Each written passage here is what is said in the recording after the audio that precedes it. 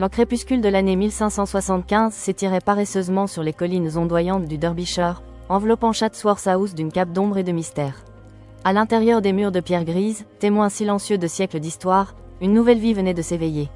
Les bougies vacillaient dans la chambre somptueuse, projetant des danses fantomatiques sur les tapisseries lourdes où des scènes de chasse figées semblaient retenir leur souffle. L'air était épais d'un mélange d'encens et d'une odeur métallique et âcre, celle de l'effort et de la naissance, une fragrance primale que les parfums coûteux ne parvenaient pas tout à fait à masquer. C'était une nuit froide, mais le foyer crépitait avec une vigueur obstinée, ses flammes léchant les bûches de chêne, refusant la prise du gel extérieur. Au centre de cette agitation contenue, une femme pâle, aux traits fins mais marqués par la douleur, venait de donner naissance. Elizabeth Cavendish, fille de la redoutable Bess de Hardwicke, tenait dans ses bras un petit paquet de vie, un enfant dont la venue au monde était déjà chargée d'un poids invisible. Arbella, ainsi fut-elle nommée, ouvrit de grands yeux bleus sur ce monde opulent et incertain, ignorant encore le destin singulier qui l'attendait. Son premier cri, un filet aigu et fragile, résonnait dans la pièce comme une prédiction, un avertissement. Le silence qui suivit fut lourd, rompu seulement par les chuchotements des nourrices et des dames de compagnie, leurs robes de velours bruissant comme des feuilles mortes. Son père, Charles Stuart, comte de Lennox, un homme dont la lignée le plaçait dangereusement près du trône, avait attendu cette naissance avec une anxiété palpable. Il entra, son visage pâle, sa silhouette élancée projetant une longue ombre sur le plancher ciré. En voyant sa fille, un sourire éphémère éclaira ses traits, une lueur d'espoir dans l'océan d'inquiétude politique qui le submergeait. Mais cette joie fut de courte durée. Le destin, ou peut-être la cruauté de la cour, ne lui accorda qu'une année pour contempler sa progéniture. Moins de 12 mois après avoir accueilli Arbella, Charles Stuart fut arraché à la vie, laissant derrière lui une veuve éplorée et une enfant dont l'existence même était une source d'inquiétude pour la couronne. Arbella, dans les mois qui suivirent, grandit dans une atmosphère de grandeur latente, de luxe confiné, mais surtout de mélancolie précoce. Les corridors de Chatsworth, vastes et froids, résonnaient des échos de pas feutrés et de conversations étouffées. Elle était une enfant innocente, vulnérable, inconsciente des lourdes attentes et des dangers politiques que représentait sa naissance. Son père était une ombre, une histoire racontée à voix basse, une présence absente qui planait sur elle comme un fantôme protecteur et menaçant à la fois. Sa mère, Elizabeth, portait le deuil avec une dignité silencieuse, mais la solitude de l'enfant était palpable, une bulle de silence au milieu du tumulte d'une maison aristocratique. Les jouets en bois finement sculptés, les poupées de porcelaine aux robes somptueuses, les livres enluminés, tout lui était offert, mais l'affection inconditionnelle, celle qui nourrit l'âme d'un enfant, semblait diluée par la conscience constante de son rang, de son importance. Elle était un trésor, oui, mais un trésor sous surveillance, dont la valeur était mesurée en termes de succession et de pouvoir. 6 années s'écoulèrent, 6 années où le doux parfum des jardins de Chatsworth et la rigueur des leçons de latin se mêlaient dans les souvenirs flous d'Arbella. L'année 1581 marqua un nouveau tournant, une secousse dans son jeune univers. Sa mère, Elizabeth, succomba elle aussi aux affres d'une maladie insidieuse, laissant Arbella orpheline de ses 2 parents. La petite princesse, à peine âgée de 6 ans, fut arrachée à Chatsworth pour être placée sous la tutelle de sa grand-mère maternelle, la puissante et redoutable Bess de Hardwicke. Hardwicke Hall, la nouvelle demeure d'Arbella, était une forteresse de verre et de pierre, une déclaration audacieuse de richesse et de pouvoir, construite sous la supervision attentive de Bess elle-même. Hardwicke Hall, plus de verre que de murs, disait-on. La lumière inondait les vastes galeries, mais cette clarté n'apportait pas toujours la chaleur. Bess de Hardwicke était une femme d'une ambition féroce, une bâtisseuse infatigable, une femme d'affaires avisée qui avait accumulé une fortune colossale et tissé un réseau d'influence impressionnant.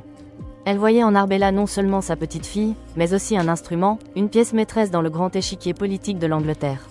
L'éducation d'Arbella fut d'une rigueur implacable, une discipline de fer enveloppée dans les soies les plus fines et les brocarts les plus lourds. Chaque journée était une succession de leçons, latin, grec, français, italien, espagnol. Elle étudiait l'histoire, la théologie, la musique et la danse. Ses mains habiles apprenaient la broderie complexe, l'art des herbiers, la calligraphie parfaite. Les précepteurs, choisis avec le plus grand soin par Bess, étaient des érudits respectés, mais leur visage restait souvent impassible, leur voix mesurée. L'environnement de Hardwicke Hall était somptueux, oui, mais il était aussi strict, reflétant la volonté inébranlable de Bess de faire d'Arbella une figure digne de son sang royal, tout en la protégeant ou plutôt en la contrôlant avec une poigne de fer. Arbella, avec sa curiosité intellectuelle insatiable, absorbait les connaissances avec une avidité rare. Les livres étaient ses compagnons silencieux, les mots ses confidents. Elle dévorait les récits des anciens, les poésies des modernes, s'évadant dans les mondes imaginaires que les bibliothèques bien garnies de Hardwicke Hall lui offraient. Pourtant, malgré cette richesse intellectuelle, elle ressentait le poids écrasant de son rôle, le sentiment d'un isolement profond. Les attentes étaient immenses, les sourires rares, les gestes tendres presque inexistants. Elle était entourée de domestiques, de précepteurs, de dames d'honneur, mais la chaleur d'une affection inconditionnelle lui manquait cruellement. Elle commençait à comprendre, avec une acuité grandissante, l'importance de son nom, la puissance et le danger qu'il représentait. Elle était la nièce de Marie Stuart, reine d'Écosse, la cousine du futur roi Jacques. Sa lignée était à la fois sa bénédiction et sa malédiction. Les années filèrent, tissant le voile de l'adolescence sur Arbella. En 1596, alors qu'elle atteignait ses 21 ans, elle était devenue une jeune femme d'une beauté discrète, mais d'une intelligence vive et d'une dignité innée. Ses longs cheveux châtains encadraient un visage aux traits délicats, ses yeux bleus reflétant une profondeur inhabituelle pour son âge, le fruit d'une enfance passée dans l'ombre du pouvoir. C'est à cette époque que les machinations matrimoniales commencèrent à s'intensifier autour d'elle, la transformant en une marionnette dans le grand théâtre de la politique européenne. Des propositions de mariage affluaient de toutes parts. Des princes étrangers, avides d'une alliance avec une prétendante aussi proche du trône d'Angleterre, envoyaient leurs émissaires. Le duc de Parme, le duc de Brunswick, et même des membres de la royauté française furent envisagés. Chaque proposition était débattue avec ferveur par Bess de Hardwicke, qui voyait là l'opportunité de consolider sa propre influence et de sécuriser l'avenir de sa petite-fille. Mais à chaque fois, la réponse de la reine Élisabeth Ier, la « Reine Vierge », était un refus catégorique, froid et sans appel. La reine Élisabeth maintenait Arbella sous une surveillance étroite, presque suffocante. Pour Élisabeth, Arbella n'était pas seulement sa cousine, mais une menace potentielle, une figure autour de laquelle les complots pouvaient se nouer, une alternative dangereuse à sa propre succession incertaine. Le palais royal, où Arbella était parfois invitée pour des séjours brefs et contraints, était un lieu de rumeurs persistantes et de complots feutrés. Chaque geste d'Arbella, chaque conversation, chaque lettre qu'elle recevait ou envoyait était scrutée, analysée, rapportée. L'air était lourd de non-dits et de stratégies complexes, un filet invisible se resserrant autour d'elle. Elle sentait le poids des regards, des chuchotements qui s'éteignaient à son approche, des sourires forcés. Dans son cœur, Arbella ressentait une frustration grandissante, un désir ardent d'autonomie. Elle aspirait à une vie normale, à l'amour, à la liberté de choisir son propre destin. Les récits de chevalerie et les poèmes d'amour qu'elle lisait dans ses livres prenaient une dimension douloureuse, contrastant violemment avec la réalité de son existence. Elle se heurtait constamment aux murs invisibles de la politique royale, des murs faits de protocoles, de suspicions et de peurs. Elle développait un sens aigu de l'observation, une capacité à lire entre les lignes, à déceler les intentions cachées derrière les masques de courtoisie. Une méfiance s'enracinait en elle, une prudence amère envers le pouvoir et ses représentants. Elle était une princesse, oui, mais une princesse en cage dorée, dont la valeur était purement instrumentale. En 1602, la santé de la reine Élisabeth Ier commença à décliner de manière visible. Les rumeurs de sa fragilité se répandirent comme une traînée de poudre à travers le royaume, créant une effervescence fébrile à la cour. La reine, autrefois symbole de force et de longévité, était maintenant une ombre d'elle-même, son visage émacié, ses yeux cernés, son esprit parfois errant. L'Angleterre retenait son souffle, consciente que la fin d'une ère approchait. La position d'Arbella devint alors encore plus précaire, si cela était possible. Elle était perçue, plus que jamais, comme une candidate potentielle pour le trône d'Angleterre, une alternative crédible au roi Jacques VI d'Écosse, le fils de Marie Stuart. Les intrigues autour d'elle s'intensifièrent. Des factions secrètes la courtisaient, des lettres anonymes lui parvenaient, lui suggérant son droit légitime, l'incitant à revendiquer ce qui lui était dû.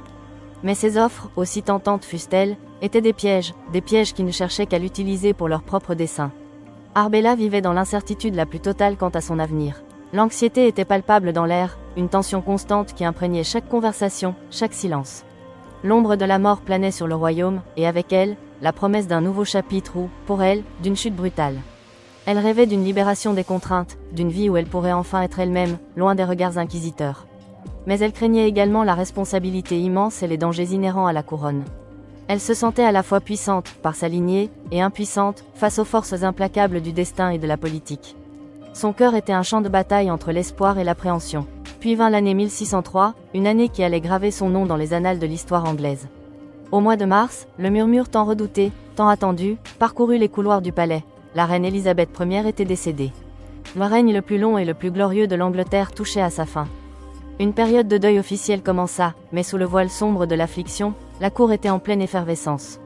La question de la succession, qui avait hanté le royaume pendant des décennies, trouvait enfin sa réponse. Le conseil privé, avec une rapidité déconcertante, proclama Jacques VI d'Écosse, le cousin d'Arbella, roi d'Angleterre sous le nom de Jacques Ier. La transition fut remarquablement pacifique, une prouesse politique pour un royaume habitué aux guerres de succession. Pour Arbella, ce fut un moment de déception amère, mêlé d'un optimisme prudent. Ses espoirs, si elle en avait nourri secrètement, de monter sur le trône s'évanouissaient, dissipés comme la brume matinale. Elle se voyait écartée de la succession directe, son rôle de prétendante potentielle relégué au second plan. Pourtant, Jacques Ier, désireux d'assurer la stabilité de son nouveau règne et de rallier toutes les factions, l'accueillit à la cour.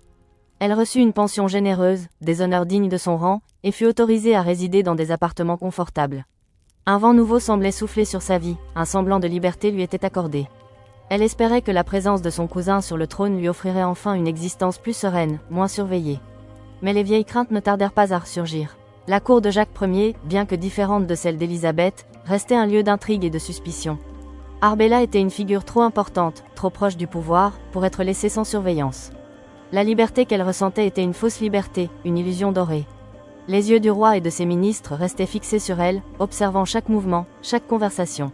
C'est dans ce mélange complexe de déception et d'un optimisme fragile, de fausse liberté et de surveillance constante, qu'Arbella commença à consigner ses pensées les plus intimes.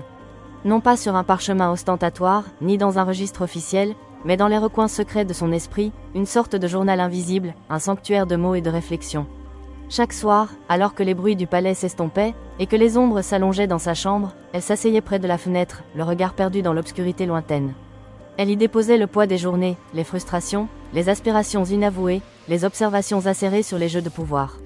Ce journal, bien que muet et immatériel, devint son seul véritable confident, le réceptacle de son âme, un espace où elle pouvait enfin être elle-même, loin des masques et des contraintes.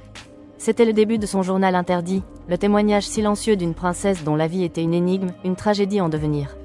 Elle ignorait encore que ses pensées, ses émotions consignées dans l'éther de son esprit, deviendraient un jour la clé de son histoire, le murmure persistant d'une existence volée. L'année 1603 avait vu l'Angleterre changer de maître, mais pour Arbella Stuart, le changement n'avait été qu'une variation sur un thème familier. La cour du roi Jacques Ier, son cousin, offrait un paradoxe cruel.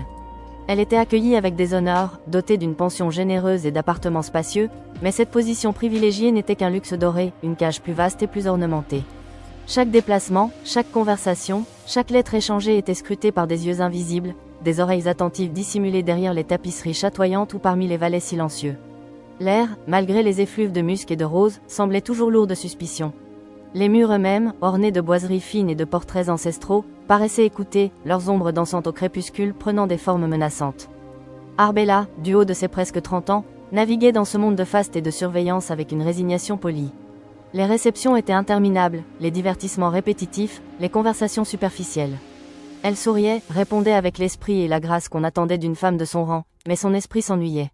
Au fond d'elle, une frustration silencieuse grandissait, un désir ardent d'évasion, bien qu'elle ne sût pas encore comment le réaliser ni vers quelle destination. Les jardins du palais, si magnifiques fussent-ils avec leurs parterres géométriques et leurs fontaines murmurantes, n'offraient pas la liberté qu'elle recherchait.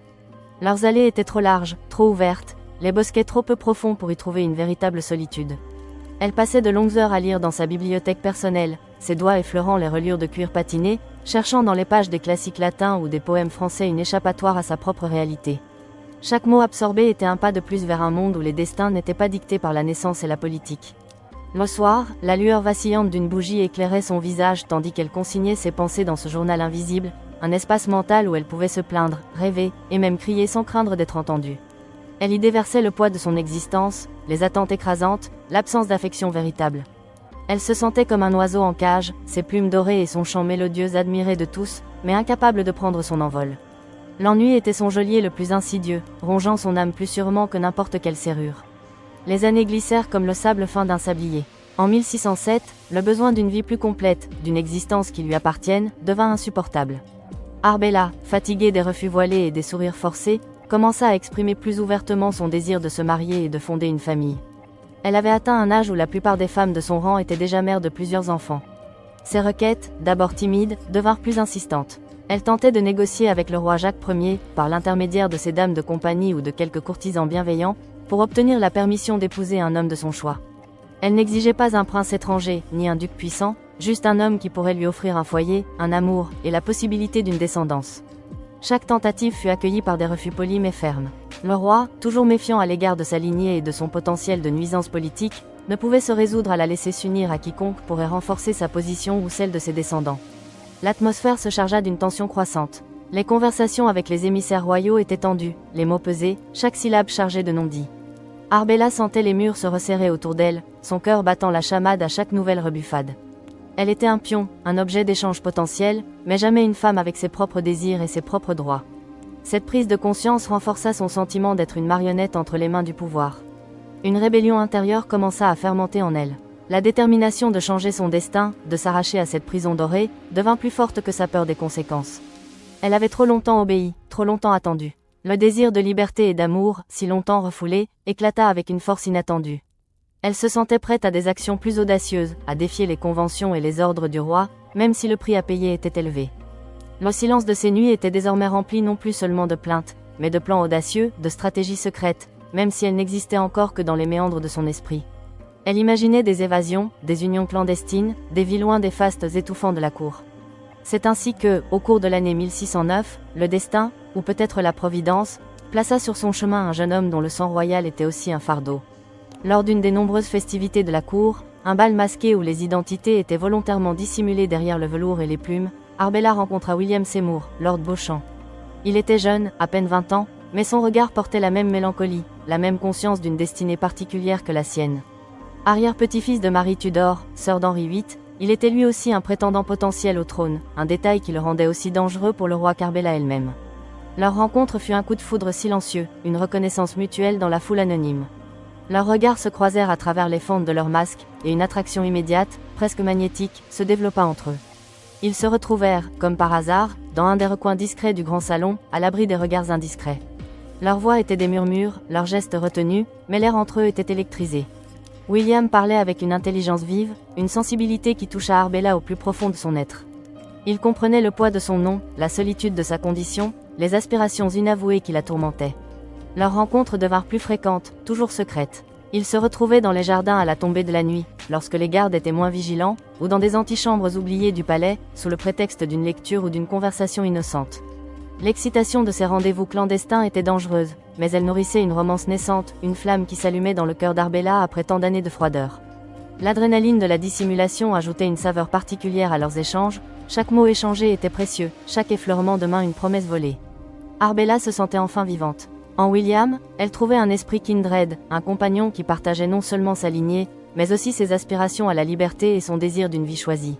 L'amour, cet amour interdit, devint une force motrice puissante, capable de déplacer des montagnes, ou du moins, de défier un roi. Le début de l'année 1610 vit leur relation s'approfondir rapidement, chaque jour tissant des fils plus serrés entre leurs deux âmes. Les lettres passionnées, écrites à la hâte sous la lueur d'une chandelle, voyageaient par des chemins tortueux, confiés à des serviteurs loyaux mais tremblants. Ces missives, souvent codées, étaient des fenêtres ouvertes sur leur cœur, des promesses d'un avenir qu'ils osaient à peine imaginer. Les rendez-vous clandestins se multipliaient, devenant le point d'ancrage de leur journée, les moments où ils pouvaient respirer et être pleinement eux-mêmes. Un banc isolé dans l'orangerie, un pavillon de jardin dissimulé par la végétation luxuriante, une alcôve sombre lors d'un concert à la cour, chaque lieu devenait un sanctuaire pour leur amour. Le temps semblait s'accélérer et se ralentir à la fois. Chaque moment passé ensemble était précieux, volé à la surveillance constante du palais. L'atmosphère était celle d'un secret partagé, à la fois exaltant et terrifiant. Ils parlaient de tout, de leurs peurs, de leurs rêves, de la cruauté de la cour, de leur désir ardent de vivre une vie simple et libre, loin des machinations royales. William, avec sa jeunesse et son audace, nourrissait l'espoir d'Arbella, lui insufflant le courage de défier l'autorité. Elle était entièrement dévouée à lui, prête à tout risquer pour cet amour qu'elle avait si longtemps désiré, un amour qui était à la fois sa plus grande force et sa plus grande vulnérabilité. Elle ressentait un mélange d'extase face à la promesse de bonheur et d'une appréhension grandissante face aux conséquences inévitables. Leur amour, tel un feu follet dans la nuit, brillait d'autant plus fort qu'il était menacé d'extinction. La bravade d'Arbella et la détermination de William atteignirent leur paroxysme en février 1610. L'idée d'une union légitime, d'un mariage qui scellerait leur amour et leurs défis, était devenue une obsession mutuelle. Ils savaient que le roi Jacques Ier ne donnerait jamais son consentement. Leur sang royal commun, leur position de prétendant potentiel au trône, rendaient leur union impensable aux yeux de la couronne. Mais l'amour, dans sa folie et sa puissance, leur donna le courage de braver l'interdit. Ils prirent la décision de se marier secrètement, un acte de défi pur, réalisé dans l'ombre et la hâte. La cérémonie fut discrète, presque furtive. Un prêtre de confiance, gagné à leur cause par des promesses ou par sympathie, fut trouvé. Quelques témoins, choisis avec le plus grand soin pour leur loyauté indéfectible et leur discrétion absolue, furent conviés. La nuit était froide, le ciel constellé d'étoiles indifférentes à la gravité de l'acte qui se déroulait sur terre. Dans une petite chapelle à l'écart, à la lueur vacillante de quelques chandelles, Arbella Stuart et William Seymour échangèrent leurs vœux. Les mots furent murmurés, à peine audibles, mais leur portée résonnait comme un coup de tonnerre dans le silence de la nuit. Leurs mains tremblaient en glissant les anneaux simples à leurs doigts. L'air était lourd de la gravité de leur serment, de la certitude que leur secret ne pourrait pas durer éternellement, mais aussi de la joie immense d'avoir enfin lié leur destin. Arbella ressentit une joie immense, une plénitude qu'elle n'avait jamais connue. Elle avait enfin trouvé le bonheur et l'amour, des trésors qu'elle pensait lui être refusés à jamais. Mais cette euphorie était inextricablement mêlée à une anxiété profonde. La conscience de la transgression était écrasante. Cet acte, ce mariage clandestin, était une violation directe de l'autorité royale, une provocation politique majeure qui unissait deux prétendants au trône sous le sceau de l'amour interdit. Elle était à la fois triomphante d'avoir suivi son cœur et terrorisée par la découverte imminente de leur union. En sortant de la chapelle, main dans la main avec William, sous le voile sombre de la nuit, elle savait qu'ils avaient franchi un point de non-retour. Leur bonheur, si fugace soit-il, avait été acheté au prix le plus élevé, et la dette allait bientôt être réclamée. Les ombres s'allongeaient devant eux, annonçant une tempête imminente. Les ombres s'allongeaient devant eux alors qu'ils sortaient de la chapelle, main dans la main, sous le voile sombre de la nuit. Arbella savait qu'ils avaient franchi un point de non-retour, que leur bonheur, si fugace soit-il, avait été acheté au prix le plus élevé, et que la dette allait bientôt être réclamée. Les premières semaines de l'année 1610 furent un mélange enivrant de bonheur secret et d'une appréhension grandissante. Chaque regard échangé avec William, chaque furtif contact de leurs mains, chaque mot chuchoté à l'abri des regards indiscrets, était une bouffée d'air pur dans l'atmosphère étouffante de la cour. Arbella se sentait enfin vivante, mais cette vie nouvelle était comme une flamme vacillante, menacée à tout instant par le moindre souffle. Puis 20 mars 1610. La discrétion, si précieusement gardée, commença à s'effilocher. D'abord, ce furent des murmures, des regards trop insistants, des silences soudains lorsqu'Arbella entrait dans une pièce. L'air, jadis chargé de la promesse de leur secret, devint lourd d'une tension palpable. Les sourires à la cour semblaient figés, les conversations se faisaient plus rares, plus chuchotées. Arbella sentait les mailles du filet se resserrer autour d'eux. Elle voyait les espions du roi Jacques Ier, ces ombres silencieuses qui hantaient les couloirs, leurs yeux perçants s'attardant sur elle avec une nouvelle intensité. La rumeur, cette bête insidieuse, avait trouvé son chemin jusqu'au oreille royale. La découverte fut brutale, comme un coup de tonnerre dans un ciel d'azur. Ce ne fut pas une confrontation directe, mais une convocation glaciale, un ordre sec émanant du cabinet du roi. Arbella fut sommée de comparaître devant sa majesté. La veille, une lettre anonyme, ou peut-être un serviteur trop loquace, avait trahi leur union. La fureur du roi Jacques Ier fut immédiate et sans borne. Arbella se souvint des murs de la pièce, décorés de tapisseries sombres qui semblaient absorber toute lumière, de l'odeur du feu de cheminée mêlée à celle, plus âcre, de la sueur froide qui perlait sur son front. Le roi, son cousin, qu'elle avait espéré plus clément, se tenait devant elle, le visage empourpré, les yeux injectés de sang. Sa voix, d'ordinaire mesurée, était un rugissement. « Comment as-tu osé, Arbella ?» avait-il tonné, frappant du poing sur la table. Le bruit résonna dans la pièce, faisant sursauter les courtisans présents, pâles et silencieux comme des fantômes. Trahison, rébellion, les mots du roi la frappèrent comme des pierres. Il voyait cet acte, leur mariage d'amour, non pas comme une quête de bonheur personnel, mais comme une trahison et une menace directe à la stabilité de sa couronne. Deux prétendants au trône, unis sans son consentement. C'était une provocation politique majeure, un défi flagrant à son autorité. Arbella tenta de parler, de plaider son amour, de jurer sa loyauté, mais les mots restaient coincés dans sa gorge. Le regard du roi était impitoyable, ne laissant aucune place à la clémence. La cour fut secouée par le scandale. Une tempête royale s'abattit sur le palais, balayant toute joie, toute insouciance. Le climat de panique était généralisé. Les interrogatoires pressants se multiplièrent, les serviteurs furent questionnés, les amis furent sondés. Chacun craignait d'être associé à cette transgression royale, de subir la foudre du monarque. L'atmosphère était lourde de la colère royale, une colère froide et calculatrice qui promettait des représailles impitoyables. Arbella, elle, était sous le choc, dévastée par la découverte et la réaction du roi. Le désespoir l'étreignait. Elle réalisa l'ampleur de leur transgression, la gravité des conséquences potentiellement désastreuses pour elle-même et pour William. Elle se sentait acculée, prise au piège d'une toile d'araignée tissée par le pouvoir et la peur. Le fragile cocon de bonheur qu'ils avaient bâti s'était brisé en 1000 morceaux, exposant leur cœur à la cruauté du monde. Chaque jour qui suivait était une lente agonie, une attente angoissante du verdict final. Juillet 1610 apporta la sentence inévitable. Les représailles du roi ne se firent pas attendre. L'ordre tomba, froid et implacable, emprisonnement pour Arbella et William. La nouvelle fut annoncée sans fioriture, sans pitié. Arbella fut confinée à Lambeth, une résidence moins prestigieuse, mais tout aussi carcérale, sous la surveillance constante d'une garde armée. William, quant à lui, fut envoyé à la Tour de Londres, le lieu de détention le plus redouté du royaume, un nom qui résonnait comme un glas dans l'esprit d'Arbella. La séparation fut brutale, déchirante. Le matin de son départ, elle fut arrachée de son lit, ses maigres affaires jetées dans un coffre. Elle n'eut pas le droit à un dernier adieu, pas même un regard furtif. Le silence des gardes qui l'escortèrent dans la lourde berline était plus assourdissant que n'importe quel cri. Chaque secousse de la voiture sur les pavés était un coup de marteau sur son cœur. L'environnement carcéral de Lambeth était froid et hostile, symbolisant la fin de sa liberté et de son amour partagé. Les fenêtres étaient grillagées, les portes closes à double tour. L'air y était vicié, imprégné de l'odeur de la poussière et de l'humidité. Dans sa nouvelle prison, l'angoisse et la solitude l'étreignirent. Elle ressentait la douleur aiguë de la séparation, la perte de son époux, le vide laissé par son absence. Chaque nuit, elle revivait les rares moments de bonheur volés, les promesses murmurées, les rêves partagés. Son esprit était tourmenté par l'incertitude de leur avenir. William était-il en sécurité? Le traitait-il avec la même dureté? Serait-elle un jour libérée? Elle se sentait une victime impuissante du pouvoir royal, un pion sacrifié sur l'échiquier politique. Les jours s'écoulaient, monotones et interminables, rythmés par le passage des gardes, le tintement lointain des cloches et le silence assourdissant de son propre désespoir. Elle passait des heures à la fenêtre, fixant le ciel gris, cherchant un signe, une échappatoire, un espoir qui ne venait jamais. Pourtant, au cœur de cette obscurité, l'amour qu'elle portait à William restait une flamme vacillante mais tenace. Malgré leur emprisonnement et la distance, ils trouvèrent un moyen de communiquer, un fil ténu jeté par-dessus les murs de leurs prisons respectives.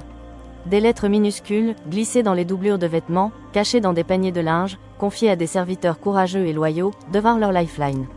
Ces messages, souvent codés, étaient des bouffées d'oxygène, des preuves que l'autre existait encore, qu'il l'aimait toujours.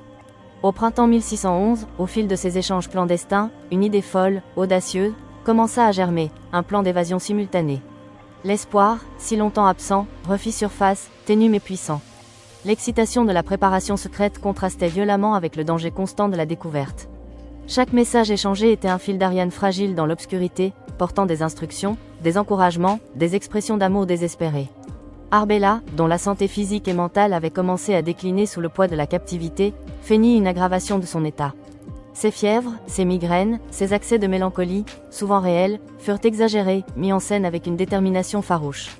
Elle toussait plus fort, se plaignait plus souvent, refusait la nourriture, paraissant de plus en plus frêle et proche de la faim. Le but, obtenir un transfert vers une résidence plus proche de la côte, un point de départ plus propice à leur évasion. Le plan était complexe, risqué, et exigeait une coordination parfaite. William, de la Tour de Londres, devait aussi trouver un moyen de s'échapper. Leur rencontre était prévue sur le continent, en France, là où il pourrait enfin être libre. Arbella puisait dans ses dernières forces, animée par l'amour et l'espoir de retrouver William et la liberté. Elle était prête à tout risquer, à défier la mort elle-même pour cette chance. Les nuits étaient courtes, remplies de cauchemars et de rêves fiévreux d'évasion. Chaque bruit suspect la faisait sursauter, chaque pas dans le couloir faisait battre son cœur à tout rompre. La tension nerveuse était insoutenable, mais la détermination, le courage désespéré, la maintenaient en vie.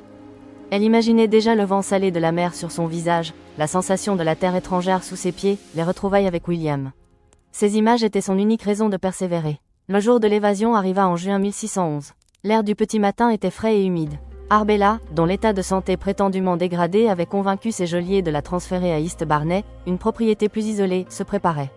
Elle avait enfilé un déguisement d'homme, des vêtements sombres et amples qui masquaient ses formes, un pourpoint, un pantalon bouffant, une cape à capuchon et un chapeau à large bord. Ses longs cheveux, sa marque de féminité et de rang, étaient coupés courts et dissimulés sous le chapeau. Elle avait même noué une fausse barbe, rudimentaire mais suffisante dans la pénombre. Son cœur battait la chamade, un tambour fou dans sa poitrine. Chaque mouvement était calculé, chaque respiration retenue. Avec l'aide de serviteurs fidèles et corrompus par la promesse d'une nouvelle vie ou par des sympathies secrètes, elle parvint à s'échapper de sa résidence. Elle sortit par une porte dérobée, se glissa dans l'obscurité pré-aube, et monta à cheval, un cheval rapide et robuste qui l'attendait, scellé et prêt. La course vers la côte fut une épreuve d'endurance et de courage. Le vent fouettait son visage, les branches des arbres la griffaient. Elle sentait l'adrénaline se répandre dans ses veines, effaçant la fatigue et la maladie. Le galop du cheval était le son de la liberté, chaque battement de ses sabots un pas de plus vers William. Elle atteignit Blackwall, sur la Tamise, où une barque l'attendait pour la mener à un navire ancré au large, le Laurel, qui devait la transporter vers Calais. L'odeur de la mer, le cri des mouettes, le tangage de la petite embarcation, tout était une promesse de renouveau. Elle monta à bord du navire, son cœur rempli d'une euphorie éphémère. Elle était presque libre. William, elle le savait, avait lui aussi réussi son évasion de la Tour de Londres, déguisé en porteur, et avait pris un autre navire vers Ostende. Leurs chemins devaient se croiser en France, leurs cœurs se retrouver. Mais le destin, cruel et implacable, avait d'autres plans. Alors que le Laurel fendait les vagues, s'éloignant des côtes anglaises, un point apparut à l'horizon, grossissant rapidement. Un navire de guerre anglais, envoyé à leur poursuite par les espions royaux qui avaient fini par éventer le poteau rose. La course contre la montre haletante se transforma en une chasse impitoyable. Les marins à bord du Laurel tentèrent de fuir, d'échapper à leurs poursuivants, mais le navire royal était plus rapide, mieux armé. Le vent de la liberté sur la mer se transforma en le souffle glacé de la capture. La trahison fut amère, l'interception fut brutale. Des cris, des ordres aboyés, le claquement des voiles, le bruit des grappins jetés. Arbella fut découverte, son déguisement arraché, son identité révélée. Le contraste entre le succès de William, qui, elle l'apprendrait plus tard, avait réussi à atteindre Ostende et à échapper à la capture, et son propre échec fut d'une cruauté insoutenable. L'euphorie éphémère de la fuite s'effondra en une terreur glaciale, suivie d'un désespoir profond face à l'échec de son ultime tentative de liberté. La certitude d'une punition sévère, pire encore que la précédente, s'abattit sur elle. Elle avait tout risqué, tout perdu. Ramenée en Angleterre, Arbella fut immédiatement incarcérée dans la Tour de Londres. Le voyage de retour fut un calvaire. Chaque mille nautique était un clou de plus dans son cercueil d'espérance. Le vent qui avait un instant porté ses rêves de liberté était maintenant le vent glacial de la défaite. Elle débarqua, non pas en princesse mais en prisonnière, escortée par des gardes au visage fermé, leur armure reflétant la lumière blafarde du jour. La Tour de Londres, ce symbole de la puissance royale et de la punition implacable, se dressait devant elle, ses murs de pierre sombre s'élevant comme une barrière infranchissable entre elle et le monde. C'était le point de non-retour, la fin de toute espérance de liberté. L'obscurité suffocante des portes de la tour l'engloutit. Les murs épais de la forteresse symbolisaient la fin de tout échappatoire, de toute possibilité de fuite. L'air y était lourd de l'histoire des prisonniers royaux, des murmures des siècles passés, de la promesse d'une fin tragique. Elle fut conduite à travers des couloirs froids et humides, le son de ses pas résonnant lugubrement dans le silence. La cellule qui lui fut assignée était spartiate, une pièce de pierre nue, éclairée par une petite fenêtre grillagée qui ne laissait entrevoir qu'un fragment de ciel gris. Arbella était brisée. Son esprit et son corps, déjà affaiblis par la maladie et la captivité précédente, étaient maintenant à bout. La résignation amère s'installa, profonde et douloureuse. Elle se sentait seule, plus seule que jamais. Le rêve de William, de l'amour, de la liberté, s'était évanoui comme une brume matinale. Elle se retira alors dans ses pensées, le seul espace où elle pouvait encore exercer une forme de liberté. C'est dans cette cellule, entre ces murs impitoyables, qu'elle commença à consigner ses réflexions les plus intimes, ses plaintes silencieuses, ses souvenirs chéris, et sa douleur incommensurable dans ce qui deviendrait son journal interdit, une échappatoire mentale à une réalité intolérable. La plume deviendrait son unique confidente, le papier son seul horizon. Les jours qui suivirent l'incarcération d'Arbella dans la Tour de Londres se fondirent en une suite indistincte d'ombre et de silence. La cellule, ses murs épais de pierre froide, son unique fenêtre grillagée, devint l'univers tout entier de la princesse déchue. L'air, vicié et lourd de l'humidité de la Tamise, portait les murmures d'une histoire séculaire de captivité et de désespoir. Chaque matin, la lumière blafarde qui filtrait à travers les barreaux semblait plus une insulte qu'une promesse. Les bruits de la tour, le pas lourd des gardes, le cliquetis lointain des chaînes, le cri plaintif d'une mouette égarée étaient autant de rappels de son enfermement, de sa défaite. Le souvenir du vent marin sur son visage, de l'espoir fou qu'il avait porté un instant vers la liberté, la torturait. Ce n'était plus qu'un rêve lointain, une cruelle illusion. En cette année 1612, la vie d'Arbella n'était plus qu'une lente descente dans les abîmes de l'oubli et de la maladie. Son corps, déjà fragile, ne tarda pas à réagir aux conditions rudes de sa détention. Des fièvres récurrentes consumaient ses forces, la laissant pantelante, le front brûlant, les membres lourds et douloureux. Les gardes, souvent indifférents, parfois brutaux, ne lui accordaient que le strict minimum. Les repas étaient frugaux, insipides, servis sans un mot, sans un regard. La solitude était une compagne plus constante et plus dévastatrice que n'importe quelle geôlière. Elle s'installait en elle, rongeant ses pensées, érodant sa volonté. Les jours s'étiraient, longs et monotones, rythmés par le silence oppressant des murs et le passage mécanique des gardes. Arbella se sentait dérivée, son esprit oscillant entre des moments de lucidité aiguë, où chaque souvenir de William, chaque image de leur amour interdit, lui déchirait le cœur, et des périodes de confusion, où les visages de son passé se mêlaient, se déformaient. Elle revoyait Bess de Hardwicke, sa grand-mère, le regard sévère et l'ambition dévorante, Élisabeth Ier, la reine insaisissable, et enfin Jacques Ier, son cousin, dont la peur de sa lignée avait scellé son destin. Tous, à leur manière, l'avaient enfermée. Mais aucun n'avait réussi à éteindre la flamme de son amour pour William, même si cette flamme ne brûlait plus que pour la consumer.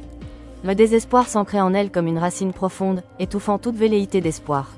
Elle était abandonnée, coupée du monde, de son amour, de tout ce qui donnait un sens à son existence. Chaque souffle était un effort, chaque pensée une torture. Les murs de pierre semblaient suinter la mélancolie, l'humidité s'infiltrait dans ses os, et le froid constant de la cellule engourdissait son âme. Elle passait des heures, immobile, à fixer le fragment de ciel gris à travers la fenêtre, cherchant un signe, une promesse, un écho de l'extérieur. Mais il n'y avait rien, que le silence assourdissant, brisé parfois par le lointain tocsin d'une église londonienne, rappelant que la vie continuait, indifférente, au-delà de ces murs de pierre. La décrépitude progressive de son corps n'était que le reflet de l'érosion de son esprit. Des dépressions profondes la submergeaient, la laissant prostrée sur sa paillasse, incapable de se lever, de manger, de penser.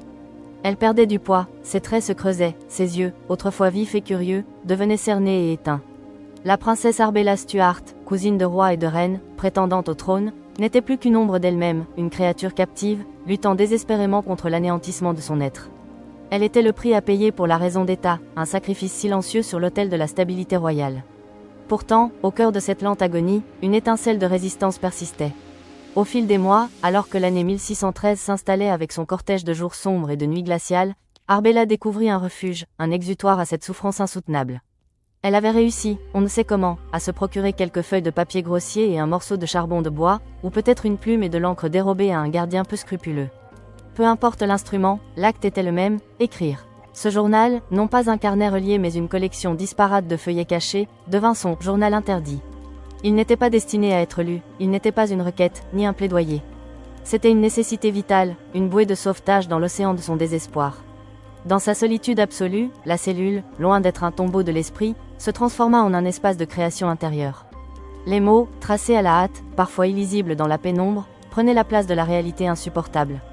Elle y déversait tout, ses plaintes silencieuses, sa rage contenue contre l'injustice de son sort, l'amertume de sa captivité. Elle y consignait ses souvenirs, les plus doux comme les plus douloureux. Les jours heureux de Chatsworth, l'austérité imposante de Hardwick Hall, les intrigues feutrées de la cour d'Elizabeth, et puis, enfin, William. Le nom de William, ses traits, le son de sa voix, la sensation de sa main dans la sienne, tout était gravé avec une précision douloureuse. C'était là, sur ces pages volées, qu'elle pouvait retrouver son amour, le faire revivre, loin des geôliers et des murs de pierre. L'écriture devint un acte de résilience fragile, une manière de maintenir une forme d'identité et de dignité face à l'effacement programmé. Chaque mot était une affirmation de son existence, chaque phrase une protestation silencieuse. Elle y consignait ses réflexions sur la cruauté du pouvoir, sur la fragilité de la vie, sur la force indomptable de l'amour. Elle osait même y exprimer une certaine fierté, celle d'avoir osé défier les conventions, d'avoir aimé passionnément, d'avoir cherché la liberté, même si le prix en était sa propre vie. Ce journal imaginaire, car nul ne sait s'il fut jamais un objet tangible ou seulement une construction mentale, était le seul endroit où Arbella pouvait être elle-même, une princesse, une femme, une amoureuse. L'air de sa cellule se chargeait de la mélancolie de ses pensées, de la sagesse acquise dans l'adversité. Elle se sentait à la fois puissante, par la force de ses mots, et impuissante, face à l'implacable réalité de son enfermement. Mais tant qu'elle pouvait écrire, tant qu'elle pouvait penser, elle n'était pas entièrement vaincue. Elle était Arbella, et son histoire méritait d'être racontée, même si c'était seulement à elle-même, dans le secret de sa prison. Les mois passèrent, lourds et interminables, et l'année 1614 vit l'espoir s'éteindre définitivement dans le cœur d'Arbella. Les tentatives de communiquer avec l'extérieur, si tant est qu'il y en ait eu, devinrent de plus en plus rares, de plus en plus désespérées. Elle avait peut-être essayé d'envoyer des messages à William, exilé sur le continent, des mots d'amour et de survie, portés par des mains incertaines et des promesses fragiles. Mais toutes ces tentatives, si elles eurent lieu, échouèrent. Le mur de silence qui l'entourait était devenu impénétrable. Ses requêtes pour une audience avec le roi, pour des conditions de détention moins dures, pour un peu de lumière, de chaleur, ou simplement pour une promenade dans la cour, furent toutes ignorées. Elle était coupée du monde, son existence effacée de la conscience publique. Pour la cour, pour le roi Jacques Ier, Arbella Stuart n'était plus qu'un problème résolu, une menace neutralisée, un nom qu'il valait mieux ne pas prononcer. La solitude devint absolue, le silence assourdissant. Les murs épais de la tour absorbaient ses appels, et l'indifférence du monde extérieur était palpable, une douleur lancinante qui s'ajoutait à ses maux physiques. L'espoir, cette petite flamme vacillante qui l'avait animée un temps, s'éteignit, remplacée par une résignation glaciale et une lassitude infinie. Elle ne luttait plus, elle attendait. Son esprit, déjà affaibli par la maladie et la privation, commença à vaciller. Elle oscillait entre des moments de lucidité, où elle se souvenait avec une clarté déchirante de chaque détail de sa vie, et des périodes de confusion, où les frontières entre le rêve et la réalité s'estompaient. Elle parlait parfois à William, à sa grand-mère, à la reine Elisabeth, comme s'il était présent dans sa cellule. Elle entendait des voix, des murmures, des échos de son passé qui dansaient autour d'elle dans l'obscurité. Cette forme de folie douce, alimentée par la douleur et l'isolement, était peut-être une dernière échappatoire, un moyen pour son esprit de s'évader de la cruelle réalité de sa prison. Elle se sentait oubliée, abandonnée de tous, même de ceux qui l'avaient aimée. Le sentiment d'anéantissement était total. Elle n'était plus une princesse, ni une épouse, ni même une femme. Elle n'était qu'une prisonnière, un nom effacé de l'histoire vivante, attendant la fin inévitable. Les journées et les nuits se confondaient, les saisons passaient inaperçues derrière les murs de pierre. La vie, à l'extérieur, continuait son cours, mais pour Arbella, le temps s'était arrêté. Puis, en septembre de l'année 1615, la longue souffrance d'Arbella Stuart prit fin. À l'âge de 40 ans, dans sa cellule de la Tour de Londres, elle rendit son dernier souffle. La cause exacte de sa mort resta sujette à débat, murmurée dans les couloirs du pouvoir et les tavernes des faubourgs. Certains parlaient de maladie, de fièvre qui l'avait consumée. D'autres évoquaient un jeûne prolongé, une grève de la faim dictée par le désespoir et la volonté de mourir libre, à sa manière. Quelques-uns, plus audacieux, chuchotaient un empoisonnement, une solution commode pour un monarque désireux d'effacer une fois pour toutes cette épine dans le pied. Qu'importe la vérité, la mort apporta à Arbella la seule liberté qu'elle n'ait jamais vraiment connue. Son décès fut annoncé discrètement, comme il se devait pour une figure dont l'existence même était une source d'embarras pour la couronne. Pas de faste, pas de deuil public. La tragédie d'une vie brisée s'accomplissait en silence. Elle fut enterrée sans cérémonie, sans que son nom ne soit prononcé avec révérence, à l'abbaye de Westminster. Son corps reposa dans le caveau de Mary Stuart, sa tante, dont le destin avait été tout aussi tragique, tout aussi lié aux caprices du pouvoir et à la lignée royale. Une fin silencieuse pour une vie tumultueuse, une ombre dans l'histoire, un non-événement dans les annales royales.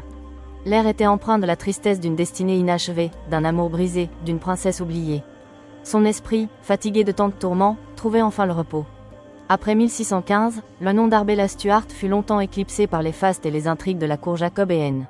Son histoire, reléguée aux notes de bas de page des chroniques royales, semblait destinée à sombrer dans l'oubli. Pourtant, le destin tragique de cette princesse, dont la seule faute fut d'être née de sang royal et d'avoir osé aimer, résonna au fil des siècles. Son histoire, et l'idée de son « journal interdit » perdurèrent, d'abord comme un murmure, puis comme un témoignage poignant. Son souvenir est une ombre persistante dans les couloirs de l'histoire, rappelant le coût humain de la politique royale, la cruauté du pouvoir et les sacrifices exigés par la raison d'État. Arbella Stuart devint un symbole, non pas de rébellion ouverte, mais de la vulnérabilité de l'individu face à la machine impitoyable de la royauté. Sa vie, son amour, sa quête désespérée de liberté, tout cela fut le prix de sa lignée. Au fil du temps, cette mémoire collective, d'abord effacée, fut redécouverte et réévaluée. Des historiens, des écrivains, des poètes exhumèrent son histoire, lui rendant la voix que le pouvoir avait tenté de lui ôter. L'empathie grandit pour cette femme dont la vie fut un paradoxe. Née dans le luxe, elle mourut dans une prison. Élevée pour régner, elle ne connut que la captivité. Interdite d'amour, elle aima jusqu'à en mourir.